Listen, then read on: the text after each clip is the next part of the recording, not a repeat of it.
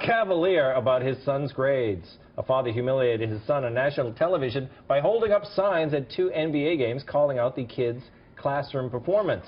The lad-shaming dad was first spotted in Cleveland with a sign that read, "Thomas, get your grades back up and next time you'll be here. Love, Dad." Then, a couple of days later, he was seen in Houston with this message. "Thomas, can you hear me now? Student, then athlete, son. In that order. Love, Dad." Later in the same game, he held up another sign. "Thomas, until you pass social studies, no staying up for Red Eye with Tom Shalhoub." Wow, that's good advice. While most people loved the signs, there were some detractors. College football analyst Kevin McGuire tweeted out a possible response from Thomas. "Maybe if Dad wasn't spending time making a poster for an NBA game and helping me with my homework instead, I'd have better grades. Thomas." Wow, Bill, I don't know about this guy, Kevin. Something tells me he doesn't have kids. Yeah, this is a great way to cover up the fact that you're lonely. I actually hold these things up whenever I'm at the movies alone. Like, hey, wife, you would be here too if it wasn't for your bad cooking. Well, wait a minute. I would think you would like this dad. That he's a great dad. He's shaming his kid on television. That's the way it's done. Well, see, that's fine, but I have daughters, so I really can't relate. I'm not going to show up to SpongeBob Live like, I'm here alone, because my kids got poor grades, not because I'm creepy. Did you go to SpongeBob Live? No comment, Tom. No, yeah. Wildcrats? Wildcrats is a great show. Wildcrats is a good show. Yeah. And the restraining order stands. Okay, Dave, what do you think of this guy? Good dad or great dad? That's your only choice. I'm going to go good dad, but yeah. I don't think that he's a good dad or a good mom, because actually the mom is a few feet away holding up a sign about how much child support he owes.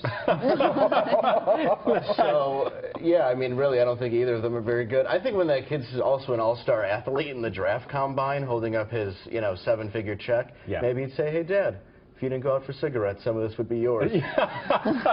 It's so true. So are you just assuming that the dad is not together with the mom? Did you just make that up? No, I didn't make it up that he's a deadbeat. I just did it because he goes to all these games without his child and makes up an excuse for it. It's true. It's easier to buy poster board than pay for a ticket. Yeah, and he's traveling all over the country. Tarlov, what do you think of this guy? I thought it was really funny. Actually, he should help with homework as well. Yeah. Wait, I don't know why. Dad shouldn't help with homework. The kid should do his own homework.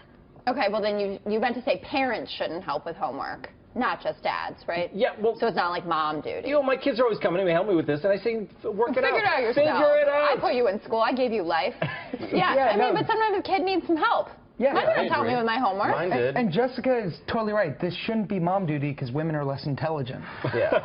And here we are. If it's home ec class, then that would be fine.